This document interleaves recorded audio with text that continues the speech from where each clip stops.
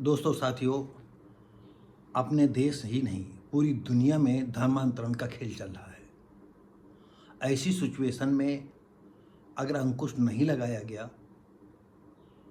तो लोग जो है हिंदुस्तान की पहचान मिटा करके वो अपने अपने धर्म के हिसाब से इसकी पहचान, इस देश की पहचान बना देंगे। इसी सिलसिले में ये हमारा आपका वीडियो है और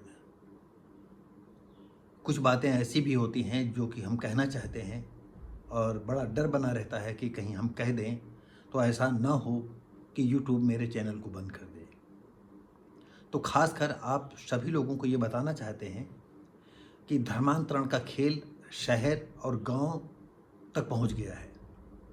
आइए हम उसके विषय में थोड़ा जानकारी करते हैं। उत्तर प्रदेश में अवैध धर्मांतरण समेत अन्य अपराधों के मामले में बुधवार को लखनऊ की एनआईए की विशेष अदालत ने 12 लोगों को उम्र कैद जबकि 4 लोगों को 10-10 साल की सजा सुनाई। अवैध धर्मांतरण के मामले में ये पहला केस है जिसमें एक साथ 16 लोगों को सजा सुनाई गई है। दोस्तों साथियों, ये चल तो रहा है 70-75 सालों से, लेकिन हम आपको बता दें कि ये मामला जो है बहुत ट्रिफिकल है, लेकिन अभी तक किसी पर कोई कार्रवाई नहीं हुई और सभी आरोपियों को कोर्ट ने 10,000 से लेकर 1 लाख तक का जुर्माना भी लगाया है। एनआईए के विशेष न्यायाधीश विवेकानंद त्रिपाठी ने मंगलवार को धर्मांतरण कराने के फतेहपुर निवासी सरगना उमर गौतम समेत 16 आरोपियों को इस मामले में दोषी करार देकर बुधवार को सजा सुनाई। एक आरोपी मोहम्मद इदरीस कुरैशी के मामले में हाई कोर्ट के स्टे के चलते सुनवाई नहीं हुई, क्योंकि हाई कोर्ट से स्टे था इसलिए उस पर कोई सुनवाई नहीं हो सकी। कोर्ट ने अवैध धर्मांतरण के पीड़ित आदित्य गुप्ता और मोहित चौधरी को 2-2 लाख का मुआवजा देने का आदेश दिया है। वहीं अन्य पीड़ित नितिन पंत और परेश लीलाधर हरोड़े को मुआवजा दिलाने के लिए अपने निर्णय की एक प्रति भी जिला विधिक सेवा प्राधिकरण को भेजने का आदेश दिया है। जिन लोगों की कोर्ट ने अपराधी घोषित किया है उनके नाम इस तरह से हैं: मोहम्मद उमर गौतम, इमरान शेख, सलाउद्दीन जैनुद्दीन शेख, प्रसाद रामेश्वर कामरे उर्फ आदम, अरसलान मुस्तफ़ा उर्फ भूप्रिय बंदो, कौसर आलम, फराज शाह, मौलाना कलीम सिद्दीकी, धीरज गोविंद राव, जगताप, सरफराज अली, जाफरी, काजी जहांगीर, अब्दुल्ला उमर, इन लोगों को 10-10 साल की कैद सज़ा सुनाई गई है, जिसमें मोहम्मद सलीम, राहुल भोला, मन्नू यादव और कुणाल अशोक चौधरी शामिल हैं। धर्मांतरित व्यक्ति के जरिए भी करते थे धर्मांतरण, जैसे कोई धर्म उसने बदल लिया और इसके बाद उसके माध्यम से जो लोग आते थे उनका भी धर्म परिवर्तन कराते थे। इस गिरोह के द्वारा आर्थिक रूप से कमजोर दिव्यांगजन, विशेष कर मूक बधिर लोगों को पहले बहला फुसला कर, डरा धमका कर, बलपूर्वक और नाजायज दबाव डालकर धर्मांतरण किया जा रहा था। तो दोस्तों साथियों, आपको बता दें ये बहुत मामला ऐसा है। बीजेपी सरकार जहां इस मुद्दों को उठा रही है और उस पर कदम उठा रही है और इस पर कोर्टों भी जो है ध्यान दे रही हैं, ये अच्छी बात है। लेकिन हम आपको बताते चले, कई हमने वीडियो में भी कहा है और हमारे व्यूअर जो है हर वर्ग के लोग हैं। क्या इस देश के प्रशासनिक अधिकारी जो हैं नेता लोग हैं या मंदिर के मठाधीश लोग हैं?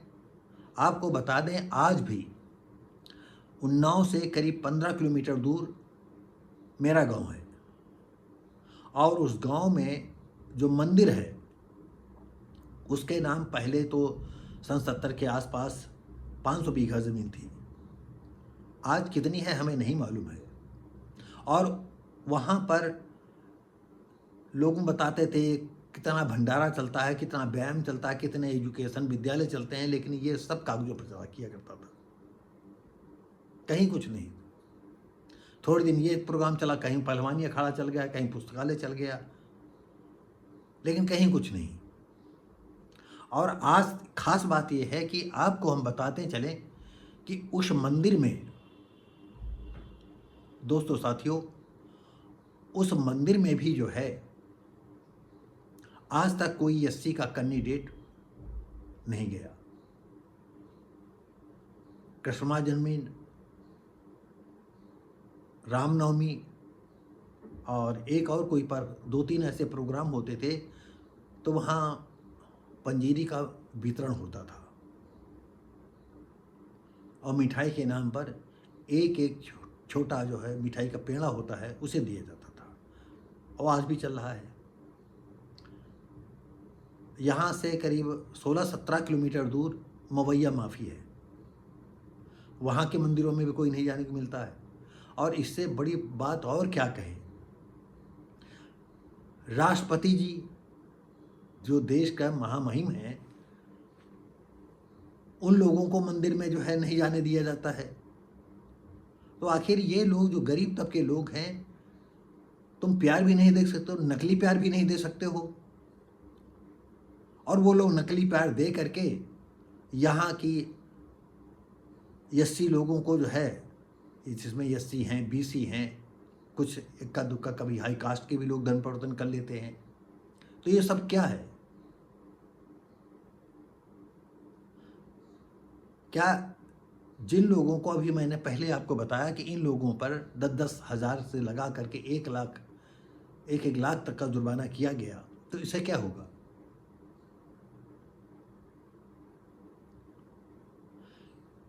हिंदू समाज के जो श्रवण हैं अपनी रणनीति को बदलना नहीं चाहते हैं।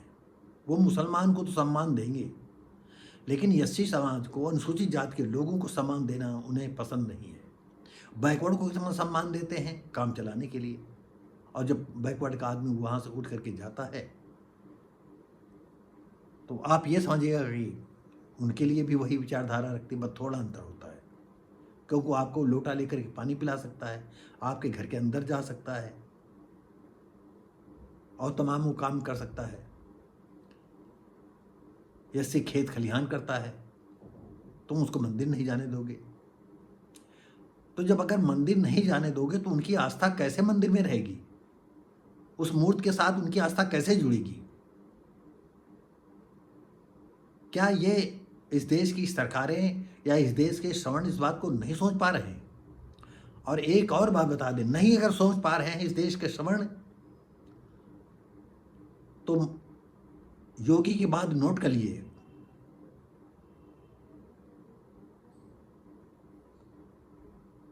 कि एक साथ रहोगे तो बचोगे, फुट्टा भैया रहोगे तो कटोगे, एक रहोगे अच्छी बात, नहीं रहोगे तो कटोगे। तुमको कोई दूसरा बचाने वाला नहीं आएगा। पुराना अगर नक्शा उठा करके देखें तो बताते हैं कि अफगानिस्तान, म्यांमार, श्रीलंका और यहाँ तक कि जो है मॉरिशस और अफगानिस्तान, नहीं अफगानिस्तान पहले कहे गए थे, ईरान का कुछ भूभाग जो है भारत के नक्शे में रहा है, यहाँ तक ये देश। और हमारे ये लोग कहते हैं सनातन धर्म बहुत अच्छा है। चलो अच्छा है, लेकिन क्यों बिखर रहा है? विदेशी लोग आते हैं, विदेशी लोग धन परिवर्तन कर रहे हैं, चाहे इटली हो, चाहे रूस हो, चाहे अमेरिका हो, हर जगह जो है हिंदू बन रहे हैं लोग। लेकिन कितने तादाद में बन रहे हैं? क्या उनको ये मालूम है कि इस हिंदू धर्म में कितनी छुआछूत है, जात पात है, कितना क्या है? अगर वो क्रिश्चियन बन करके आ रहे हैं तो उनको किस श्रेणी में रखोगे? हम ये भी जानते हैं वहाँ भी पंडे पुजारी पूजाएंगे, वहाँ भी लोगों को मूर्ख बनाएंगे, जैसे इस यहाँ भी बनाते हैं।